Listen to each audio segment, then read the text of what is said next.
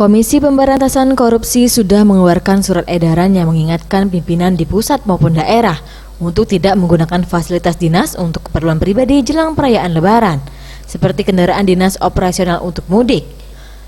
Surat edaran tersebut tertuang dalam Surat Edaran KPK nomor B/3956 JTF.00.0113/05/2019 pada tanggal 8 Mei 2019 lalu.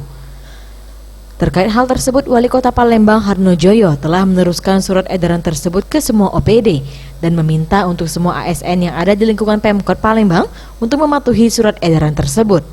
Namun jika masih ada ASN yang melanggar, maka oknum ASN tersebut akan diberikan sanksi mulai dari yang ringan hingga sanksi berat sesuai yang tertera di surat edaran KPK.